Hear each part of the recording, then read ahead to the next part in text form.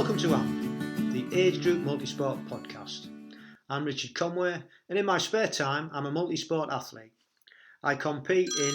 Excuse me, I'll just get that phone. Hiya. Yeah, I'm fine. How are you? Yeah, I'm a bit busy at the moment. What am I doing? I'm just in the middle of making a podcast.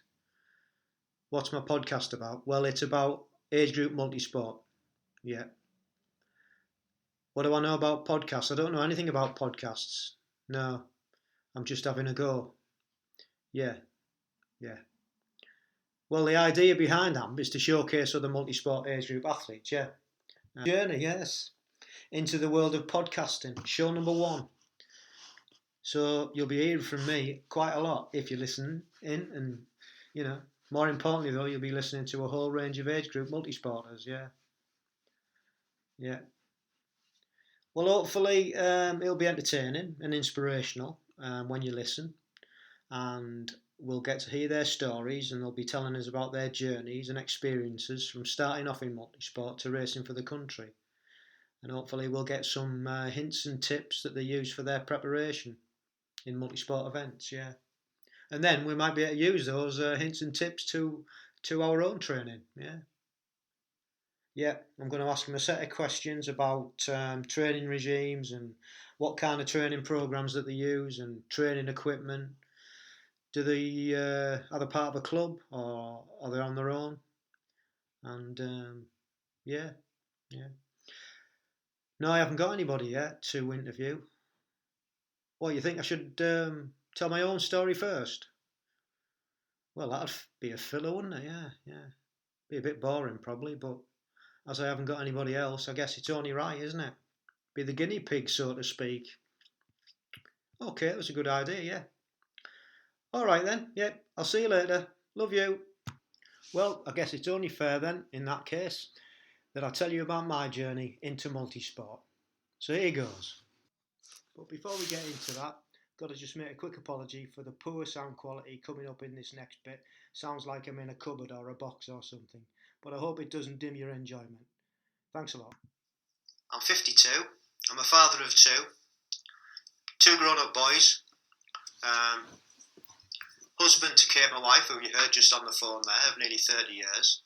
I've got my own gardening business and an adorable dog called Betty. And I've been riding and running socially most of my life, so Kelly was a particular favourite. He was as tough as an ox. Stephen Roach and Robert Miller. Miguel Indurain, he was like an engine. Lance Armstrong, yeah, well, I still like him.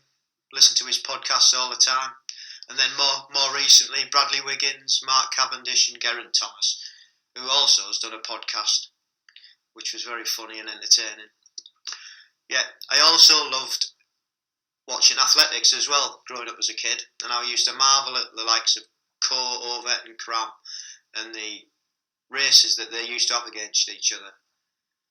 Yeah. So I ran on a bike growing up more socially really than competitively, with the odd race thrown in. But as I got married and I had kids and family life and working life took priority, I used to just go out on my bike at weekends for a couple of hours early morning before everybody got up. In fact, it wasn't until my youngest son stopped playing football at 17 did my multisport journey really begin. I hadn't really ever come across multisport events, to be honest, and it was my brother's brother-in-law who was into them. And every now and then I'd bump into him when I was at home, and he used to tell me about what he was training for. Yeah, and he knew I kept myself fit, and my brother had obviously told him that I was big into cycling, and he mentioned there was a race he was doing. It was a sprint duathlon. Well, I hadn't got a clue what duathlon was, so he said, "Why don't you have a go?" Anyway, the event was being held in a little market town of Stokesley, which was a stone's throw from my hometown of Stockton, and they were putting on a sprint duathlon. It consisted of a 5k run, 20k bike and a 2.5k run. So I thought, well, to kill 2 birds with 1 stone, I decided to go home for a visit and take part in my first duathlon. Yeah, it was a small race, well organised. mainly for locals and people around the area. But the fact I hadn't done any real proper training and I didn't have any idea about how to prepare, other than making sure I could do both disciplines, I was just going in with the attitude that, well, it was going to be a fun morning out and see if I could complete it. Well, I did complete it. It was harder than I thought. It was cold and it was windy, but I got an incredible buzz from finishing it. One that I knew I would want to experience again. And looking at the results afterwards, I thought, I was a bit disappointed, to be honest. But I thought, well, with more time and experience and training, I could get faster. So that's where my multi-sport journey started, really. I realised I wasn't as fit as I thought I was, but my first multi-sport experience in the bag, I needed to find out more about this sport and what the next stage was going to be. So after I got back home to Lincolnshire, I heard that there was a triathlon induction session being put on at the local leisure centre by the BTF. I thought, that'd be good to go and have a look at and find out more about. So off I went to see what triathlon was all about, because that's primarily what it was. It was about the swimming and the biking and the running. Well, I'd only done a duathlon before, so swimming was a whole new ball game to me. The session was great. It was really informative. More to this game than you think, actually. It was a real eye-opener. I learnt a lot. With a bit more confidence about what I was doing, I decided I'd enter my first triathlon towards the back end of 2012. And at the same time, I thought, I could do with being in a group or something. Well, there wasn't any triathlon groups about. It was unheard of in our area anyway. A little market town of Louth in Lincolnshire. We had a fantastic leisure centre, leisure facility with a great pool. But I thought, well, there's an athletics club in the town, so I thought I'd join that. And I thought they'd bring me on. They've got organised training sessions, and running with others would really help. So and then I started swimming in the local leisure centre. I joined that, and I started swimming. Well, obviously I'd already carried on biking. So it was really the run sessions were the last slot, really, and I carried on. So with the triathlon in place, I had something to aim for. And again, the triathlon introduction was put on again a few months later that I'd been to, and in that group there was 3 people got together and decided they were going to create a local triathlon club in the town. And it just so happened that one of them lived in my village. Well, he knew I cycled a lot and I ran a bit, and he popped round and asked would I be interested in joining them. They were going to set up in the new year of 2013. Well, the rest is history. They created the club. I joined, and the training got even more structured. So that was really good. But going back to the first triathlon, well, that was a local one, and a lot of the guys from the not yet formed tri club were all racing, and that just showed the depth of interest in our area. And having basically taught myself front crawl, I could do 400 metres in a pool, not fast. I turned up on the day with my old aluminium frame bike, a tri-suit, goggles and trainers. And I was nervous, got to say I was nervous, yeah, it was excited as well, and I was so happy when I finished, that I had finished the race. Again, I hadn't had to worry about time or position. It wasn't important. I just wanted to finish. And so 5 months after taking part in my first multisport event in September, which was the duathlon, in 2012, I completed my first sprint triathlon as well. 45 I was at that point. 45, yeah. So from humble beginnings, learning to swim front crawl and learning about transitioning from swim to bike and bike to run, and run training with the athletics club, and riding as much as I could, and taking part in a couple of those multi-sport events in my first year, I just got into it, yeah. And my wife got into it as well, and she also started training and racing, and it's become a big part of our lifestyle, to be honest. Something we can do together, yeah. So the next couple of years was full of training and events, and we got to meet a group of like-minded people through the club, who we've become long-term friends with as it goes, and we've enjoyed great weekends away, racing as well, and training weekends, and our life's just transformed. It is a way of life now. But 2 years later, after I'd started in 2014, I think it was,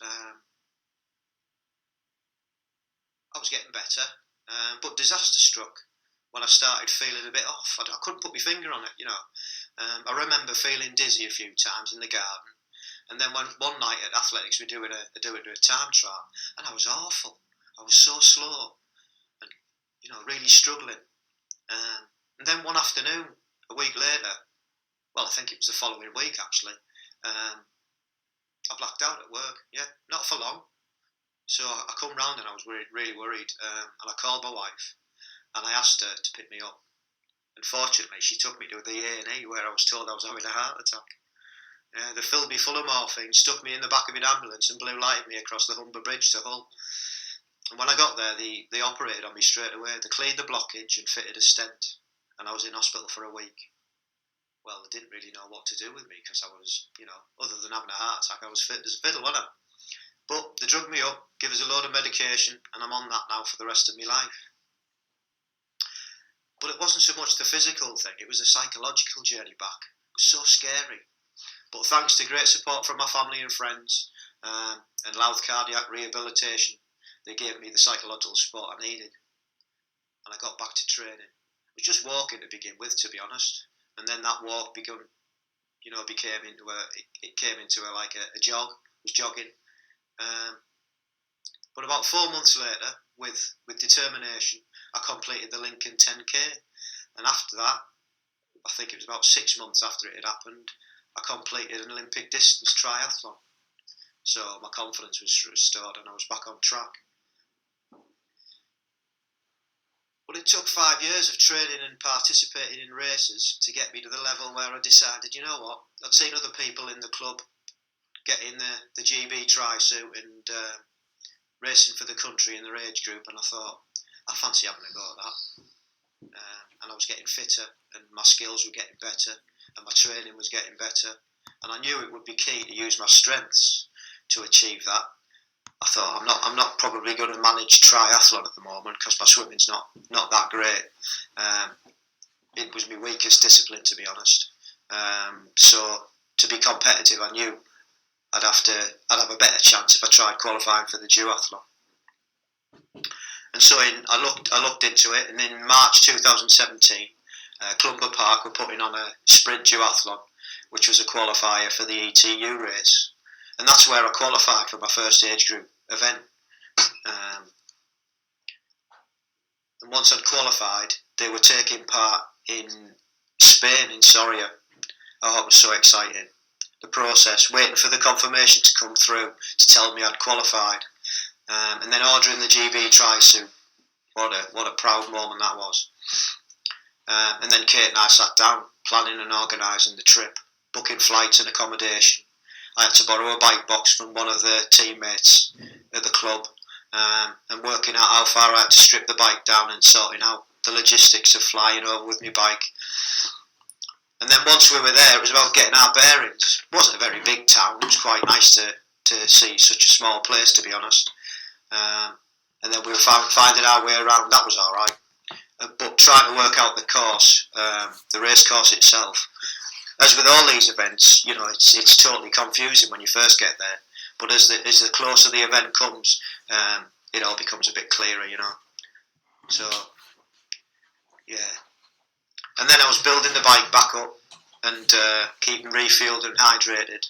That kept the nerves at bay a little bit, as well as meeting a whole bunch of other athletes with the same aspirations as myself. And some of them have become long-term friends I've met since and raced against.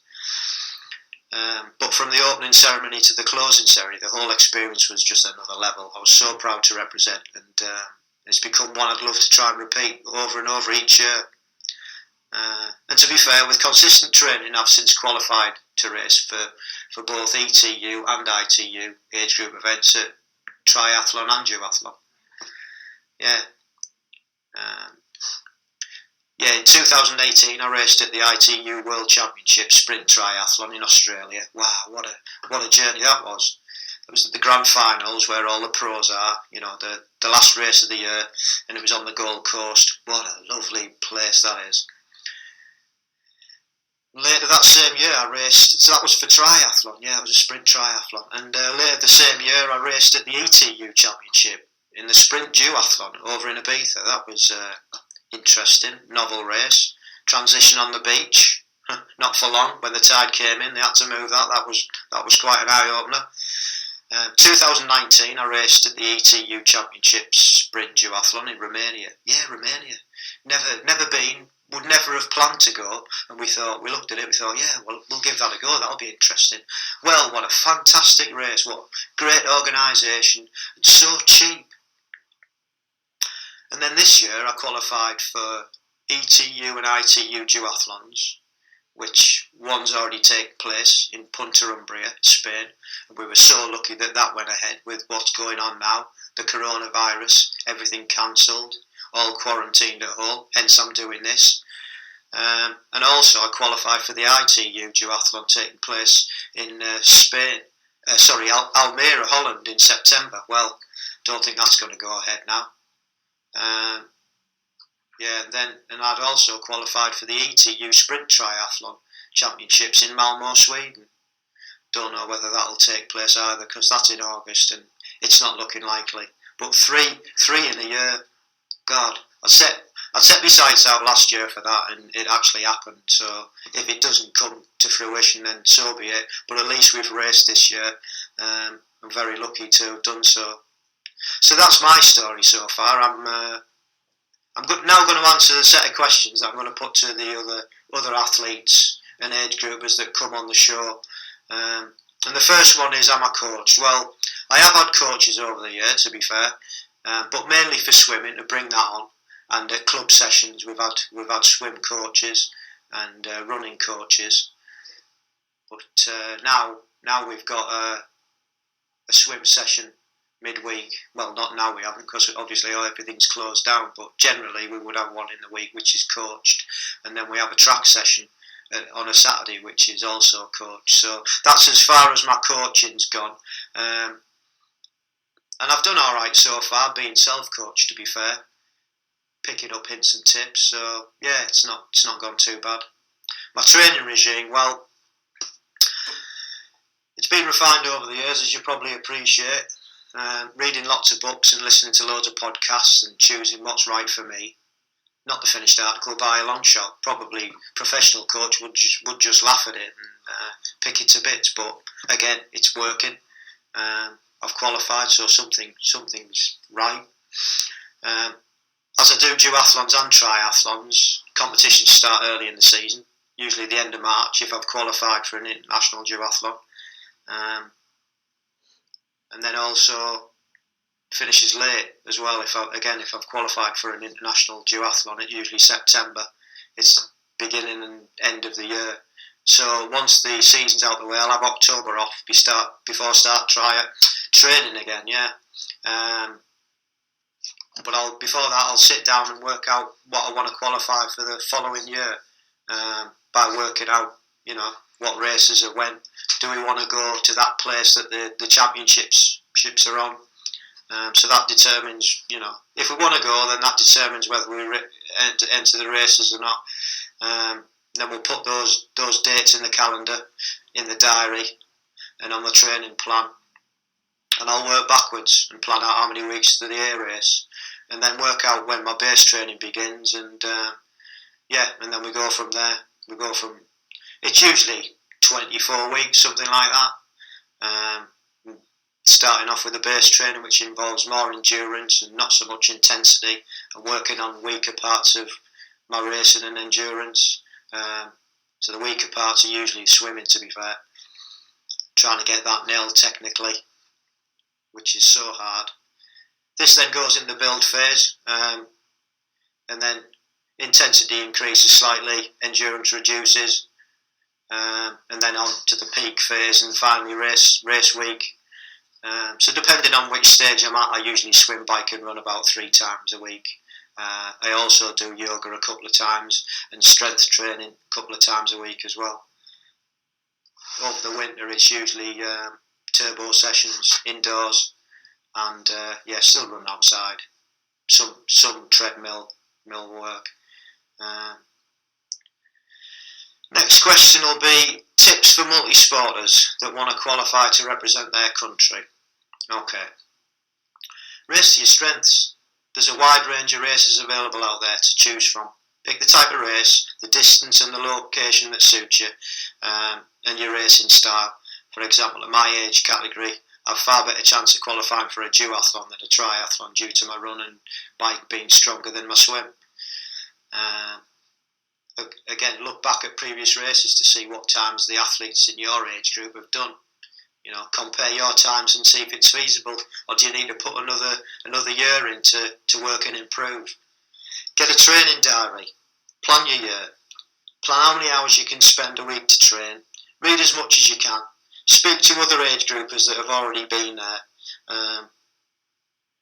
And now you can send us questions and emails if you wish, And listen to this podcast, listen to this, and hopefully we'll get a load of information and ideas and tips from the age groupers that are going to be on it. So choose the event that you want to qualify for and find out where the qualifiers are and race for that race and enter and train like you've never trained before and just give it your all and enjoy it as you go, What's my favourite resources? Favourite resources. I love podcasts, as you can probably tell by doing this. Love podcasts. So much information out there. There's some really good ones. I've just come across a new one the last few weeks called Purple Patch Podcast. That's a good one. Another one's called Oxygen Addict. That Triathlon Show. Tridoc Podcast as well. Yeah, they're all good. And YouTube, I think YouTube's really good.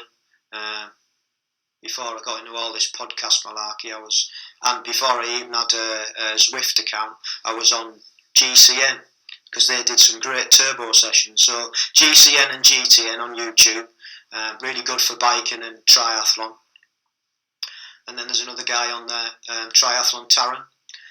He's on YouTube and he's really good as well. Lots of information, pick your brains. And I'm sure there's loads and loads of things out there that, that you can, there's loads of information, loads of channels that I don't even know about. So if you have any ideas, let us know, let us find out about them. The last one is DC Rainmaker for equipment. He comes up and gets reviews all the new equipment, all the latest tech, and that's really informative. And finally, my favourite piece of equipment, well, it's my TT bike. It's custom painted Boardman.